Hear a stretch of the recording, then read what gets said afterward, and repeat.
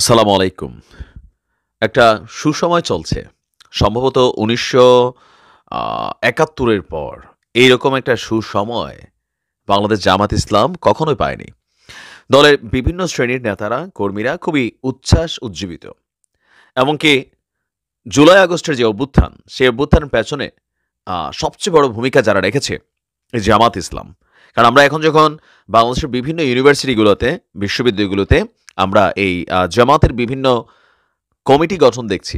সেখানে বিভিন্ন জায়গায় যারা একসময় সমন্বয়কের দায়িত্ব পালন করেছে এই সরকার পতনের জন্য, তাদের অনেককে সেখানে ইনক্লুডেড দেখা যাচ্ছে। ইভেন সার্জিসের শিবিরের যেই কর্মী সভা ছিল, সেইখানে গিয়ে শিবিরের প্রশংসা করা বা এই সরকার পতনের আগে নাহিদ আসিফদের শিবিরের বিভিন্ন নেতাদের সাথে কমিউনিকেশন, এগুলো কিন্তু এখন ওপেন একটা ইস্যু চলে এসেছে। তো এই যখন অবস্থা, প্রশাসনের বিভিন্ন জায়গায়ও জামাত তাদের অবস্থান সুনিশ্চিত করেছে, এমনও কেউ কেউ বলছেন। আবার বলছেন যে ইসলামী ব্যাংকও জামাতের যেটা মূল একটা কি বলা হয় যে শক্তিশালী অর্থনীতির ভিত্তি, সেটাকেও তারা মোটামুটি নিজেদের কাছে আবার মোটামুটি দখলে নিয়ে গেছেন বা তারা তাদের কবজা নিয়ে গেছেন, অথবা তাদের ভাষায় যে মায়ের ছেলে মায়ের কাছে ফিরে এসেছে। তো সবকিছু মিলিয়ে ডাক্তার শফিকুর রহমান তার মুগ্ধ বক্তব্যের মাধ্যমে সারা দেশে একটা পজিটিভ ভূমিকা তৈরি করছে। আবার তাদের টিম এবিসি, কোথাও বৈষম্য বিরোধী, কোথাও মিজানুর রহমান আল আজহারি, সবাই মিলে কাজ করছেন। এর মাঝখানে আরও বড় একটা ঘটনা ঘটে গেছে গতকালকে।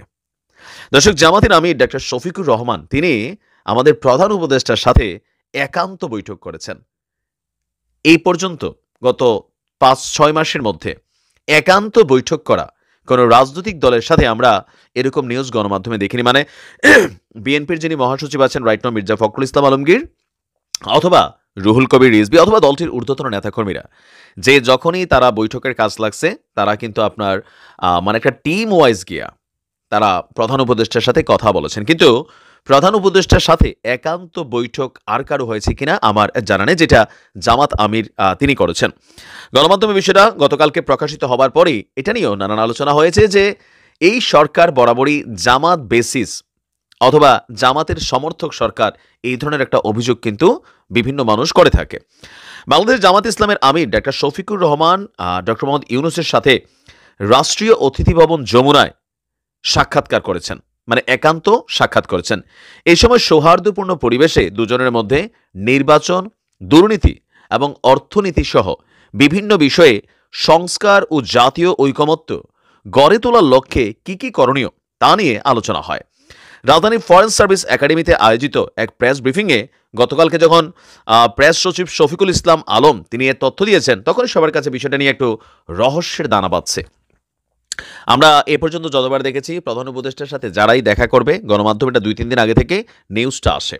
কিন্তু সম্ভবত এটাই প্রথম যে জামাতের আমির প্রধান উপদেষ্টার মধ্যে একটা বৈঠক হয়ে গেল, যেটা হওয়ার পরে প্রধান উপদেষ্টার যিনি প্রেস সচিব আছেন তিনি জানাচ্ছেন, কিন্তু গণমাধ্যম আগ থেকে এটা সম্পর্কে কোনো ধারণা ছিল না যে জামাত কখন গেলেন, কখন আসলেন, কি আলোচনা হলো। একটা প্রশ্ন তো আছে। তো নিশ্চয়ই নির্বাচন ইস্যুতে আলোচনা হয়েছে, কারণ নির্বাচন ইস্যুতে বিএনপির অবস্থান আপনারা মোটামুটি বুঝতেই পারছেন, যেভাবে সোজা সাপটা বা ঘুরে পেছায় কথা আসতেছে। তো সেই ক্ষেত্রে জামাতের একটা বড় ধরনের ভূমিকা যদি বিএনপির সাথে আইসা একই সুতে বসে, তাহলে সরকারের জন্য বিশাল ঝামেলা হবে, এটা 100%।